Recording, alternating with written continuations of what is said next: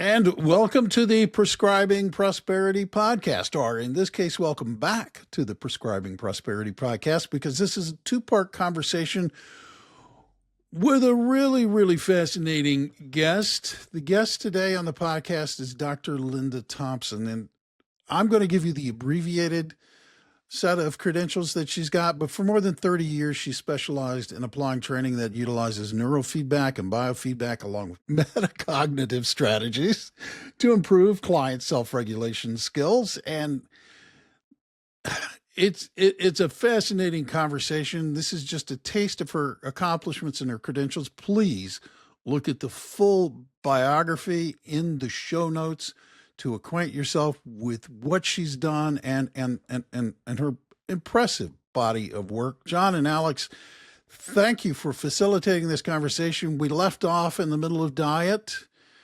I presume that you want to pick up there, but Alex, the ball's in your court. Yes, absolutely. Thank you, Bill. And I think it's a great place to pick up. We talked on the last episode about, we finished by talking about oatmeal and how it's important to have a high dosage of protein as part of your breakfast consumption. And I think protein is a very important subject, a subject that deserves a lot of attention. And so I wanted to get your feedback on that, Lynda. So you said optimally, we should be getting about 20 grams of protein in the morning as part of whenever you consume your first meal in order to help support the body's function throughout the day. How much protein should we have on a daily basis? What would you be recommending to people? Well, it depends partly on your age. Mm-hmm. So like the U.S. guidelines are a woman should have 42 grams of protein, a man should have 52 grams of protein. But as you age, you need more protein. So the updated recommendations from nutritionists are that if you're elderly, like if you're over 60, and particularly over 65, then try to get 1.6 grams of protein for every kilogram of weight. Right. So for example, I'm around 60 kilograms, so I should be getting at least 90 grams of protein a day. And and the way to reach that is to try to use your lean sources of protein. So a 6-ounce steak is going to be more than enough protein to meet the standards for a woman, but lean protein from poultry and your fish eggs and your nuts whatnot, and things and fish, of course, fish is going to be a little healthier. I'm surprised that maybe I shouldn't be surprised, but 40 to 50 grams is woefully insufficient in my view for even younger individuals. I'm coming at it from somebody who's got a background in athletics. So for us, we were always told, or I've been told, you should be getting about 1 gram per pound of body weight. For somebody who's not, trying to build muscle and trying to get stronger, maybe you don't need to get to that high level, but I was told that at a minimum it should be half a pound. So for the average person, if the average person weighs, 180 pounds, that's 90, the average adult male, I should say. Females is obviously going to be less, but for the average adult male, even if it's a half a gram per pound of body weight, you should be getting 90 grams of protein. Like that, 50 grams seems like it's really insufficient. Face it, those are the U.S. recommendations. I'm not sure how healthy the U.S. population is, and actually, they don't. Most of them meet their protein needs, but not always in the healthiest way. Right. Does Canada have a guideline on it? I haven't checked it recently. I suspect all these governments get their information from the same sources. Yeah, but I mean, the thing to remember is that try to get the healthy sources of protein and healthy sources of fat, because we do need fat as well. But if you're getting your fat from avocado and olive oil, that's a lot healthier than getting it from deep fried foods and whatnot. Yes, like fried foods, carbonated beverages. So I have another little rule. I mean, today I'm keeping it positive, what to do for health, the breathing, the online games that are researched, the diet, the exercise, the sleep. But but there's also what you need to avoid. So when it comes to diet, I say cut out the crap. CRAP. So carbonated beverages. Like, I think that's killing the US and causing the rise in diabetes, for example, is Agreed. all the Coca-Cola and things they drink, and the sugar-free is not good either, because those sugar substitutes are not the healthiest things, and it's been shown that people actually tend to gain weight rather than lose weight because they keep their sweet tooth. Hmm. So carbonated beverages are not healthy, um, and then all the refined sugars. So like the high fructose corn syrup Awful. is getting into everything these days, right? And that's also not healthy. Um, and then the A is for all the artificial, the additives and things, which are not good. And P is your processed meats. So it's not great to be eating hot dogs and sausages and pepperoni. Yeah. Well, and you talk about the high fructose corn syrup. I remember growing up as a kid, a lot of kids used to come to school with these little fruit cups, but those fruit cups were filled with syrup. Like, that's what preserved the fruit and allowed it to remain shelf stable. And you look at it, and people would, Yeah. I don't even know what the right word is, pacify themselves or comfort themselves in knowing, oh, my kid's getting fruit. But they're also consuming, like, they're drinking this, high fructose corn syrup, which is absolute garbage, spiking their blood sugar.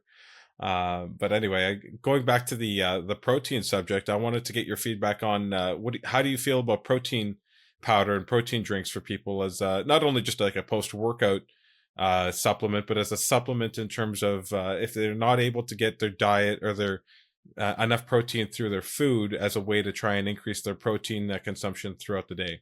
Well, I think it's healthier to get it from food, because then you're getting the whole complement of things. So if you're eating those eggs and seeds and nuts that are high in protein, as well as your fish, then you're not just getting protein, you're getting other nutrients as well, and it balances it. So and the balance is important. Like there's research on how many traditional diets improve the absorption of protein.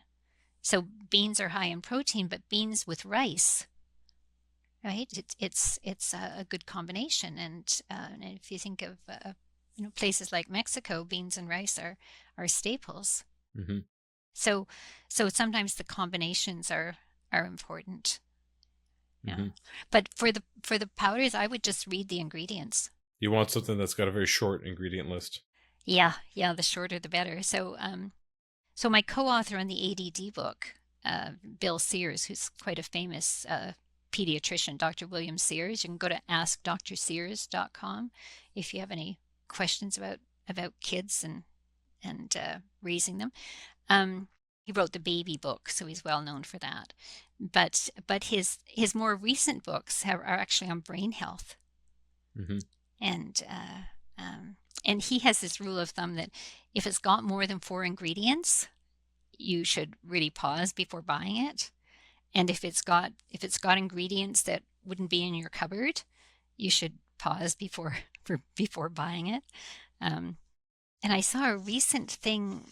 It was an article about how foods have changed over the years. Like, the name may be the same, but the food is different. Yeah. So like wheat. Yeah, so it gave the example of ice cream. And so when I was a kid, the ice cream, and then they used a US brand as an example, Dreyer's, but the first ingredient was cream. Mm-hmm. And then milk and sugar and vanilla and egg yolks. Okay. So this same brand today still has the sugar and the milk and the cream, but they're in a different order. Mm-hmm. Now a non-fat milk and sugar come before cream. And then there's no vanilla, there's no egg yolks. And instead there is, I'm going to read this to you, corn syrup, polydextrose, soluble corn fiber, whey, mono and diglycerides, carabine gum, guar gum, natural flavor, invert sugar, annatto color, and vitamin A palmitate. So what you're saying, Lynda, is ice cream is not healthy. I'm saying read the labels, right? So this guy, this Dr. Mark Hyman, he says, read labels like your health depends on it. Yeah. Well, and so many of those, just to stick with the ice cream theme here, so many of them now, they don't even call themselves ice cream anymore. So I'm going to get this wrong. I can't remember if it was Breyers or Haagen-Dazs. One of the two of them actually had to stop labeling their ice cream as ice cream and had to label it as frozen dessert treat or something along those lines, because it no longer contained any dairy.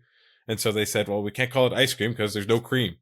Or the regulator said you can't call it ice cream because there's no cream in it. And so it's funny because I remember years ago thinking like, oh, it's not as good as I remember it. Like I remember as a kid, like Breyer's ice cream or Haagen-Dazs used to be pretty good. And then I remember having it more as an adult, and I thought it's not as enjoyable as I remember it. I remember it being like creamier and richer, and lo and behold, that it's the ingredients that have changed over the years. Like you said, it's the same name, but it's not the same ingredients. Yeah, there is one ice cream brand, Kawartha Dairy. Mm-hmm. So we have a cottage in the Kawarthas. So when I saw this Kawartha Dairy was now making its way into Toronto, I thought that was really interesting. But the first ingredient in their ice cream is cream. Yeah, they're my favorite. I love Kawartha Dairies. I've developed my own frozen treat, a Greek yogurt with frozen berries and almonds. And to me, that's my ice cream, and it's a lot healthier. Yeah, frozen yogurt. Absolutely. Much better. But you'd have to watch your yogurt because a lot of yogurts have added sugar. Greek yogurt. It wasn't frozen yogurt. It's Greek yogurt with frozen berries. Oh, with frozen berries. Oh, okay. Yeah, with frozen berries. And Yeah. there's zero sugar. Right. And it's just natural sugars. Yeah, in the milk, exactly. Lactose. Yeah, that's it. Yeah. So going back to supplements, Lynda, are there any other supplements that you would consider important for people to be consuming on a daily basis? Vitamin D3. Mm-hmm. Right? In Canada, we don't have enough strength in our sunshine from October to April to produce it naturally. So yeah, take your D3. And Yeah. D3 deficiencies are found in so many different health problems. Yeah, actually, I learned this through exposure, one of our friends, but it can actually increase odds of miscarriages for pregnant women if you don't have sufficient D3. You have difficulty maintaining a pregnancy, and so one of the things that she ended up learning was that she needed to consume more D3 in order to help the pregnancy survive. And I thought that was an unfortunate but an important lesson to learn, is how important D3 is to all forms of our life and our health. Absolutely. Sorry, I was just going to give an anecdote about vitamin D. I was in London a few years ago, and I went to see the War Museum where Winston Churchill had his bunker during the Second World War. And they spent a huge amount of time underground and really didn't see any sunlight. And I was shocked to learn they understood the importance of vitamin D even back in the 1940s. And they had a sun lamp or a lamp in the underground bunker, and every person down there had to spend a certain amount of time every day to get the light exposure. That's fascinating. To get their vitamin D. Yeah, it's hugely important. And what else is important is the microbiome. So can you tell us a little bit about the microbiome? What is it comprised of? I think a lot of people throw that term around, Lynda, and they know it has something vaguely familiar that it has something to do with digestion, but I don't think people have a full appreciation as to what constitutes your microbiome. So can you discuss that a little bit? Sure. So your microbiome is really just all the family of bacteria that populate your gut, and it affects your health. It affects your everyday functioning. 80% of our immune system is actually located in the gut. And more neurotransmitters are produced in the gut than in the brain. So like 80% of your serotonin, one of the feel-good neurotransmitters. And there's a great book just called Gut, G-U-T, by this German author, Julia Enders. So she's a physician who specializes in the gut. and her book is humorous. So I really recommend that. It's not a new book. I think it was like 2016 or something, but it's got very practical advice about it and a very simple explanation of what constitutes your gut. And it's got these funny illustrations done by her sister. So look up Gut by Julia. That's Julia with a Giulia. The Julia Italian spelling. Enders. Yeah, Italian, right? Although she's German. And she points out things like antibiotics being a problem because they're going to wipe out the good bacteria as well as the bad bacteria, and especially for the elderly and the young, because your gut flora are less stable when you're young and when you're old, and so it takes longer to recover. So that's when your yogurt comes in handy, right? You want to have some of those probiotics to repopulate the healthy gut bacteria. And she has some other hints too, like she said that doing her research, she discovered why it was good that her grandmother liked potato salad. It seems that if you cook and then cool both potatoes and rice, then it makes them harder to digest. And that's good, because if it's harder to digest, it gets digested further along in the gut, in the intestine, and feeds the bacteria that you really need to gain the upper hand against the bad bacteria. Interesting. So yeah, so your microbiome, your gut, is becoming increasingly important. Remember, I talked about the links with the vagus nerves between the gut and the heart and the brain. So it's all linked. And so something like sushi then would be another example of a food that is, cooked and then cooled, the rice anyway. That's right. And so that is another good food source to have, because it causes your body to break it down slower. Right. Yes. Yeah. Yeah. And then also you're getting probably some seaweed too in your sushi, and right, which is also healthy stuff, right? Like getting your iodine and right. Yeah, for your thyroid. So I wonder if that's Okinawa, if I'm not mistaken, is one of the blue zones, is it not, in Japan? Right. So a lot of fish, and Yeah. the only thing you have to remember is that Japan also has high rates of stomach cancer. Oh, So do they? eating too much raw fish is maybe Okay. not the best idea, but like California rolls. Yeah. Yeah. Okay. Fair enough. I'll have to keep that in mind. I love sushi. I haven't had it in a long time. My wife doesn't like fish, so it's a rare treat for me. But maybe that's something I can enjoy at some point here. And make sure she takes her fish oil supplement. Yes, she does. She has her omega-3s that she takes. Good. So and so I believe there was also something in your presentation about neurotransmitters being related to your gut microbiome. Can you elaborate on that a little bit? Yeah, so as I just mentioned, so a lot of neurotransmitters are produced in the gut. Right. And then they migrate up to the brain. So as I said, 80% of your serotonin comes from the gut. And a lot of people, I think, I've had experience with this with a friend of mine in terms of the antibiotics, but overdoing antibiotics or overconsumption of antibiotics, and sometimes in our medical community, unfortunately, there's an over-reliance on them, can be damaging to your gut microbiome. My friend actually couldn't eat pretty much anything for about a year and a half. Like, she could only eat very basic foods, and because her gut microbiome was completely destroyed. She had appendicitis. They removed her appendix and gave her an overdose on antibiotics. Basically couldn't consume any sort of food that required an extensive amount of bacteria, because all the bacteria had been wiped out of her digestive system, and it took her years to rebuild it. She was only eating, bone broths and borscht and some very basic vegetables, and so it took a long time for her to recover from that. So have you ever experienced or noticed anything like that in your practice, Lynda? We once had a client who'd had a burst appendix. Okay. And then while she was in hospital on antibiotics, recovering from the burst appendix, she caught C. difficile, which is that hospital-borne, difficult to get rid of infection. And so she was on even more antibiotics. And afterwards, she had brain fog, which is why she came to our center. But when we talked about it, she said, she'd grown up on a farm, and she was sure she had a really healthy microbiome from you'd go out to pick the carrots and you'd just brush the dirt off and, eat a raw carrot. And so she said she doesn't think she could ever replicate that healthy microbiome that she had from childhood.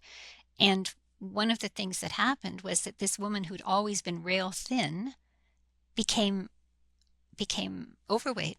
Right. And she said she was sure it was the microbiome being destroyed, and she couldn't reconstruct what she'd had previously. And of course, one of the big things these days is experimentation with fecal transplants. Really? Where they actually take somebody else's microbiome and implant wow. it, and successfully. And that. So now they're working on turning that into a pill, as opposed to actually Right. transplanting the feces. Right. That's fascinating. I didn't know that existed. So is there an alternative to antibiotics then? Like, could somebody... If you need antibiotics, you need antibiotics. Right. But what you have to do is make sure you're taking probiotics to repopulate the healthy things in your gut, the healthy bacteria. Okay. Gotcha. All right. So do you want to, is there anything else you want to cover on diet, Dad, or did you want to transition over to exercise? Well, no, I was curious to know what's the difference between prebiotics and probiotics. Oh, well, prebiotics are things like when you eat artichokes, things that are kind of harder to digest and get further along in the digestive tract before they're digested.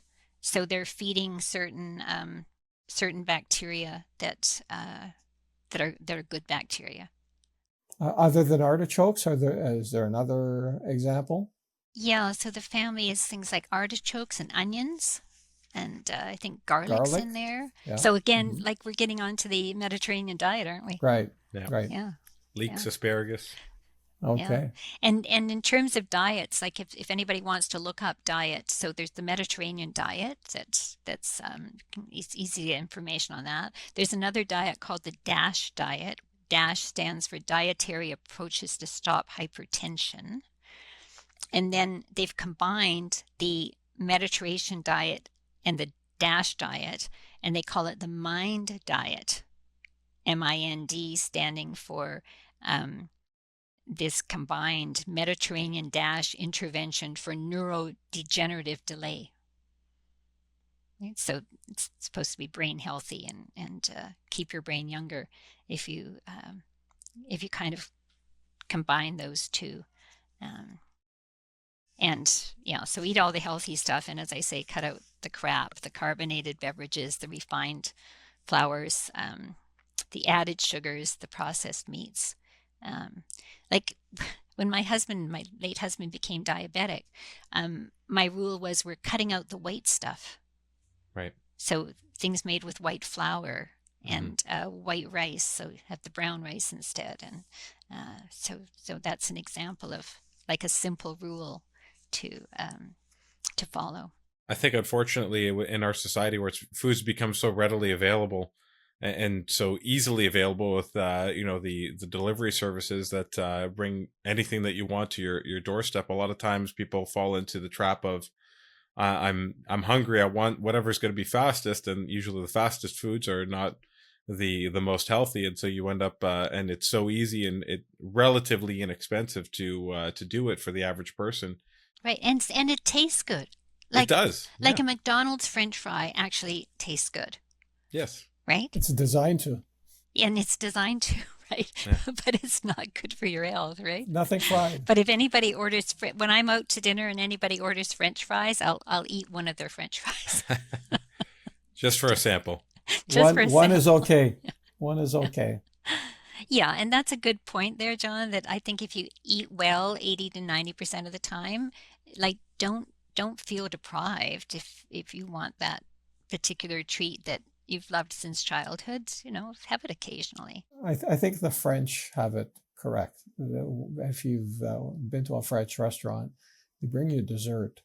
They bring you a couple of bites of something, literally, like two little balls of something sweet. They don't give you a big 1/8 piece of a large cake. And right. And that's really all you need is you just one bite, maybe 2 bites, and then you're good. And then you don't have to feel deprived. Yeah. Portion control. Yeah. Portion control is very, very important. And in portion control, plates have gotten bigger. Mm-hmm. Like in the US, plates have gotten bigger in particular, and wine glasses have gotten bigger. And cutlery as well. My Alexander here at his house, his forks and spoons are a lot bigger than the forks and spoons at our house. I know. It actually bothers me now when I go and I eat at your house, and I feel like I'm using like a child's fork. Like it feels so small in my hand.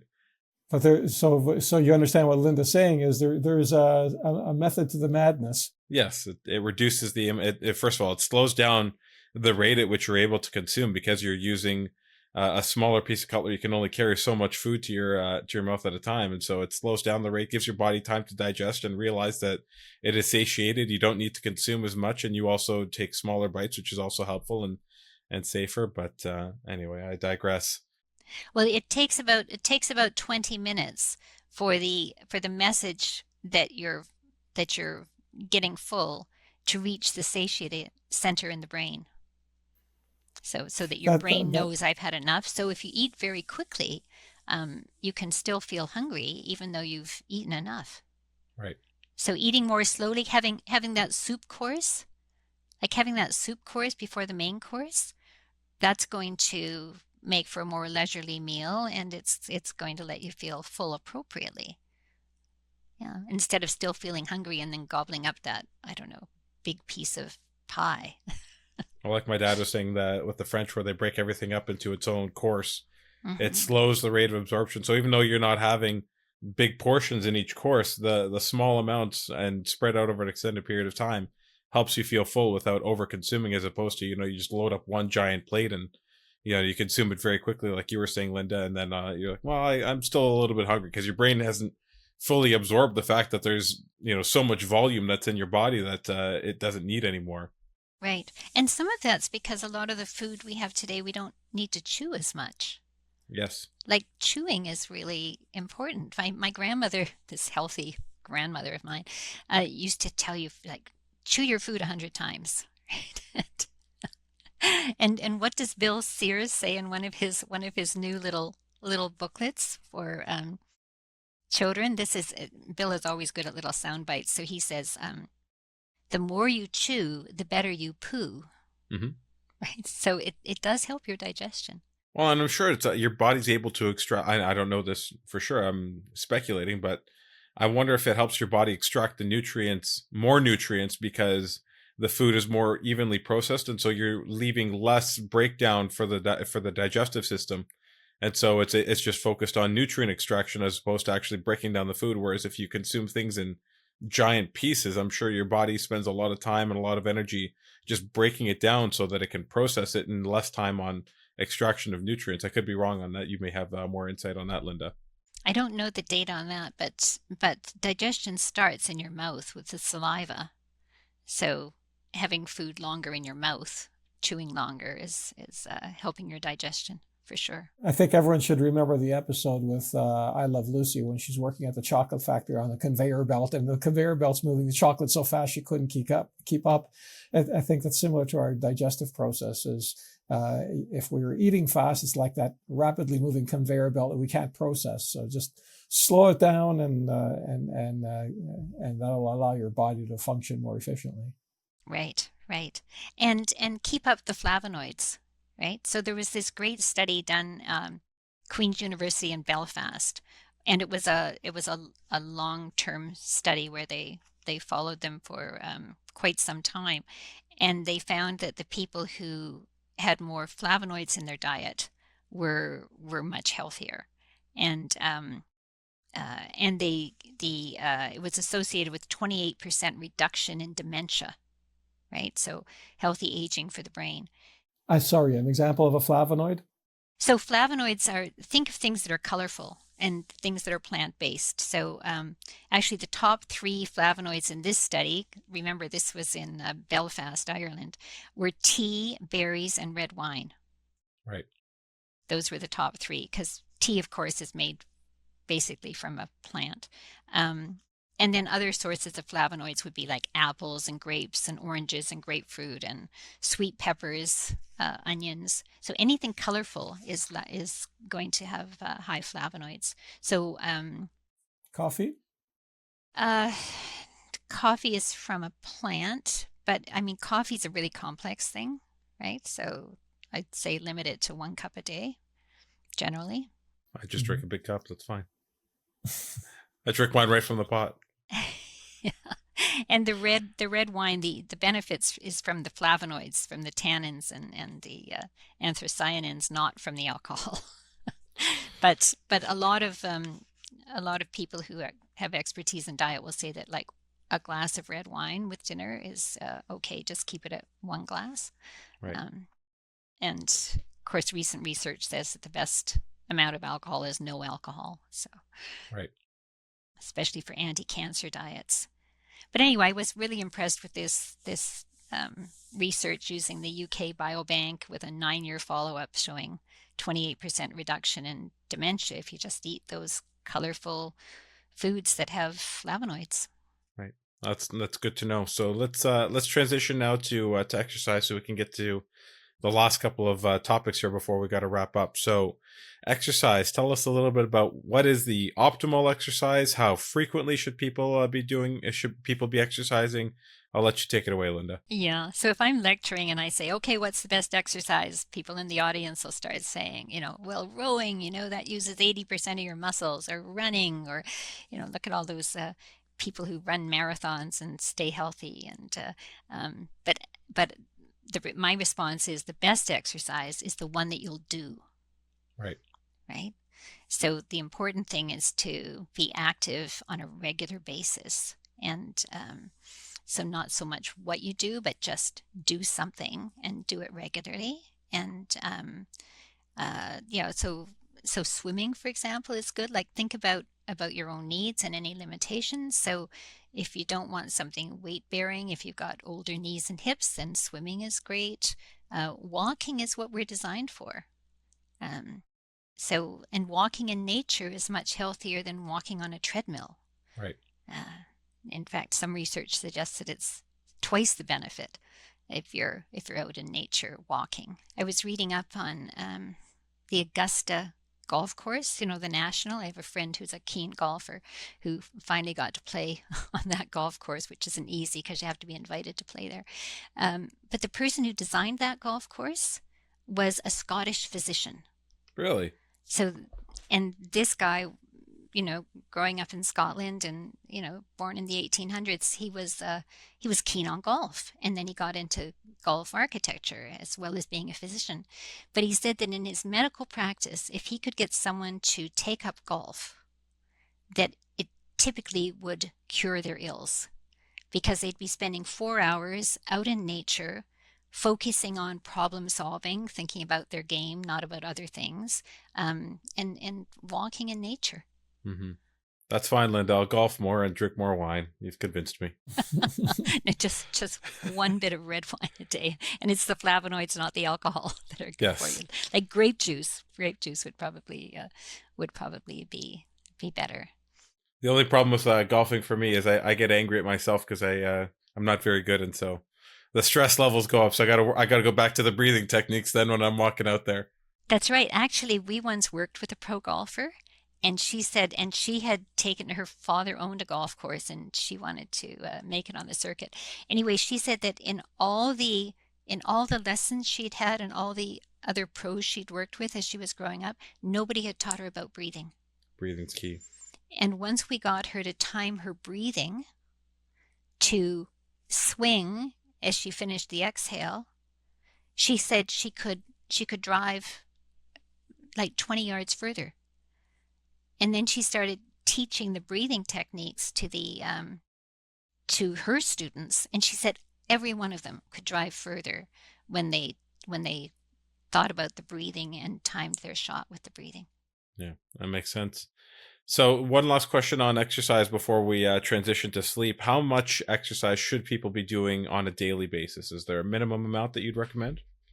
Well, the general rule of thumb is spend half an hour being active. Half an hour a day is enough to have protective health values. And there's a cute cartoon called 23 and a half hours. It was created by a family doc who's associated with St. Mike's Hospital in Toronto. And he calls it 23 and a half hours. And he plays up this new intervention and all its health benefits. And at the very end, he says, well, this isn't a drug. It's half an hour of exercise a day. So don't spend more than 23 and a half hours being sedentary. Right. right? Or in bed, spend half an hour being active. So That's that's a great cute advice. thing. You can, I guess it's a YouTube. Look You it can up. find that cartoon. It's good. And the other thing is that sports with social benefits. Hmm. So things that you're doing with other people. Like there was one study that showed people who played tennis lived on average 7 years longer. I think it's more important to some of the guys I play hockey with. They come for the beers in the change room after the game more than they come for the game itself. That's socializing, right? Yeah, It is. yeah, yeah, yeah. Actually, there's one guy who, Exercise plus socialization. yeah, Perfect. yeah, there's actually one guy who literally he for a while I think he was hurt or something, and he would just come for the change room after the game. Like he wasn't playing. I'm like, what are you doing here? You're not playing. But he just wanted to come and hang out and sit and talk to the guys. He loved it. He absolutely loved it. So Well, he He was just doing the right enjoyed the thing. smell. I don't know about that, but Yeah, and the other thing, I mean, like they've measured that exercise promotes neurogenesis, so the development of new cells in the brain, and it enhances memory and Mhm. your learning capabilities. Like there's Right. something called brain-derived neurotrophic factor that increases with exercise. So there's neuroscience as well behind the benefits of exercise. Perfect. So then after exercise, obviously comes recovery. And so why is sleep so important, Linda? And why do we not get enough of it in our lives? Yeah, and there's a link too, like if you're exercising, you're going to get improved sleep. You're going to fall asleep faster and have deeper sleep. But there is research that shows that don't do your exercise just before bed because it's too activating. Do it earlier in the day. Yeah, sleep. So important. And in Western countries, we're becoming increasingly sleep deprived. So it's a huge problem. Some of it is related to cell phones, right? Like the mental health crisis that a lot of people blame on COVID actually started long before COVID. It started when cell phones became ubiquitous. Right. Uh, so there's less socializing, there's more screen time. People take their phones to bed. Teenagers are addicted to them. They have to respond to a beep. So they're getting less sleep. Right. For adults, you want to get between 7 and 9 hours, Right. right? And kids need more. Right. And do you know offhand how much people get on average? I know that's the optimal range. Do we know what the average range is for the we'll talk about a North American population?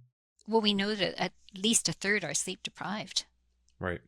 And and that makes me nervous when I get on the highway, It right? does. I think of those truck drivers who might be sleep deprived, right? Yeah. Trying to make a deadline. Because if you're deprived of sleep, if you've got less than 7 hours, right? That's kind of the cutoff. Less than seven. I mean, there's the occasional person who has lower sleep needs, but they're very rare. Um, so if you don't get enough sleep, it's going to affect your cognition. You're not going to be as sharp in your thinking. It's going to affect your mood. So it's a Hmm. risk factor for depression. It's going to affect your motor skills. So that includes like your reaction time. You've got a slower reaction time. Hmm. So I think of those big rigs and the guy hitting the brakes. He's going to be a bit slower if he's Yeah, sleep deprived. for sure. Um, it affects your immune function. So you have better immune function if you have better sleep, longer sleep. It's going to produce weight gain. Right. So a lot of people don't realize that, yeah, they're starving themselves and they're still not losing weight. It's because they're only getting 5 or 6 hours sleep. Right. And also it puts you at risk for chronic disease. So your diabetes and your heart disease are both higher in people who don't get enough sleep. And some of it has to do with the brain cleaning itself. Hmm. Right? So if we think of aging and the elderly and this buildup of tau that they're so concerned about with Alzheimer's, so the brain has its own cleaning system, and it was only discovered about 10 years ago. So the body has a lymphatic system. You've got lymph nodes, and they always thought, well, the brain doesn't have a lymphatic system, but they discovered it does. It's just really kind of tiny, and it's hidden in by the dura layer. But we have, they call it the glymphatic system. So, because glial cells are involved in it. So lymphatic is your cleaning system in the brain, this drainage. And it happens when you're asleep. And it happens during deep sleep. So not REM sleep when you're dreaming, but deep sleep. So, so you want to get to bed early enough. Like, you don't want to just be falling asleep at 2 a.m. because this system seems to act more efficiently earlier in the evening, and your early sleep has more deep sleep, and then as later in your sleep cycles, the deep sleep is less and the REM sleep, the dream sleep, is more. So try to get to bed before midnight and get your 7 to 8 hours sleep. Okay. And just one last question before we wrap up is something like dementia and Alzheimer's related to lack of sleep over an extended period of time in somebody's life? It can be. It can be because because all those other things, like your chronic disease, is going to be a higher risk for that, and your immune function. So yeah, so get your sleep. It really is precious. Yeah, I think about Margaret Thatcher and Ronald Reagan, yeah, thank you, who both suffered from dementia and Alzheimer's at the end of their life. And I know Margaret Thatcher for sure was one who was not a big proponent of sleep. She always, didn't she used to say she should sleep when she died? Like she had two more important things to do, and unfortunately it cost her the end of her life. So great advice on sleep, and great advice in general on how to things that we can do at home to try and benefit our brain health and our brain aging. And Lynda, we really appreciate you coming on and giving so much insightful content for us and for our listeners. So thank you very much for coming on. You're very welcome. It really was a pleasure. Thank you, Lynda. And perhaps you can leave all the listeners the information on how to contact your clinic. Sure. Happy to do that. Yeah, we've got a website, just www.adcenter.com. All right, Bill, take it away. Hey, great conversation. I have one really quick question on sleep, Lynda, and that has to do with the fact that I'm always skeptical about these sleep surveys because I have never, ever been able to sleep long. I typically average 6 hours of sleep a night, and it's not from lack of trying. It's like I wake up and I'm like awake.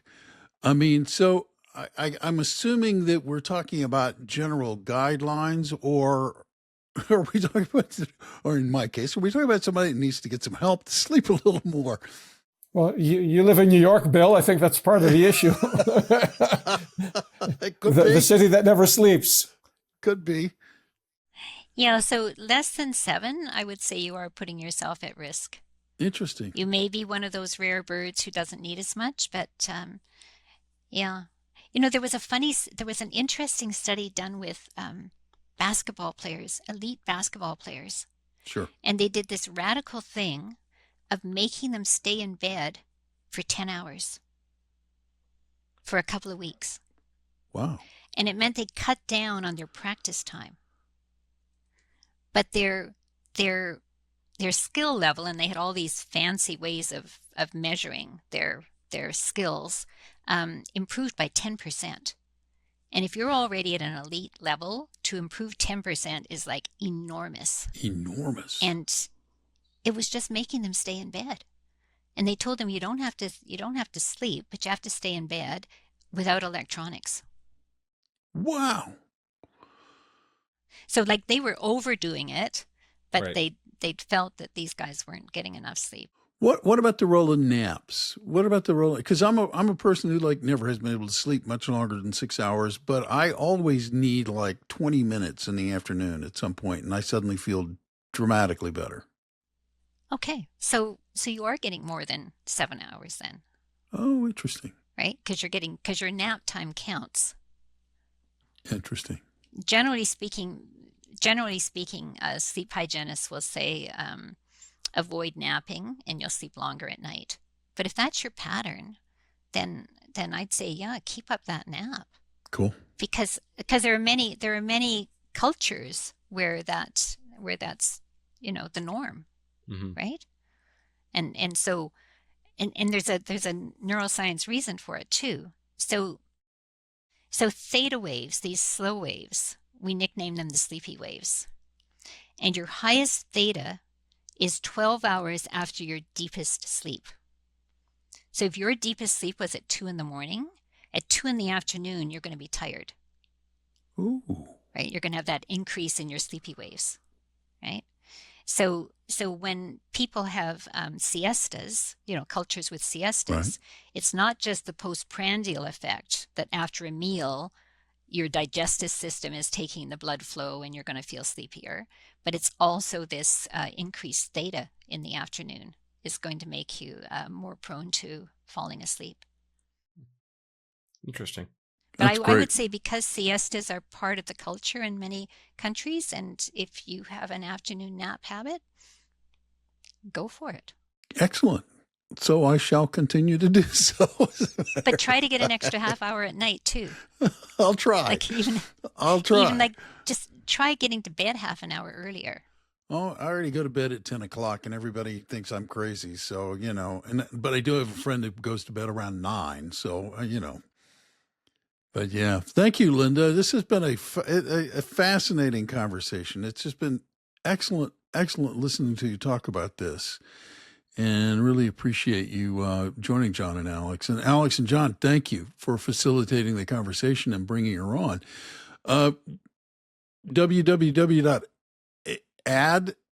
Center with the British spelling, so ADDCENTRE.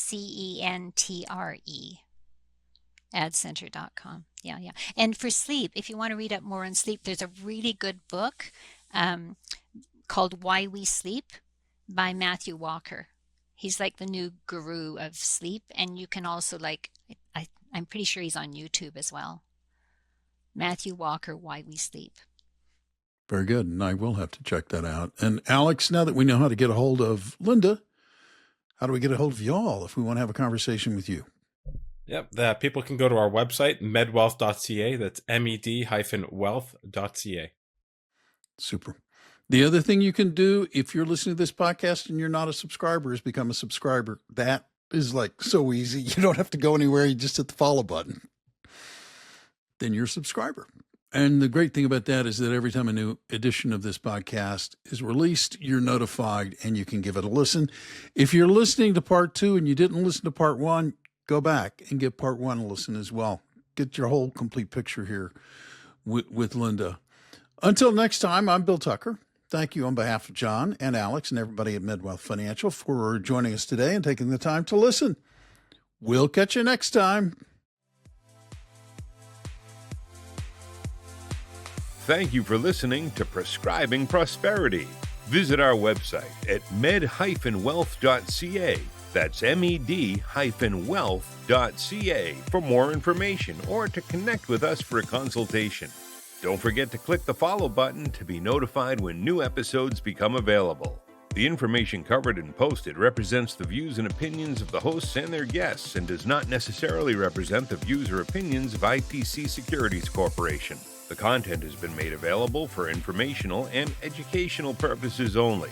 The content is not intended to be a substitute for professional investment advice. Always seek the advice of a qualified and licensed financial service provider with any questions you may have regarding your investment or retirement planning. MedWealth Financial Services can provide a private consultation to help you determine the suitability of any guidance discussed on the show.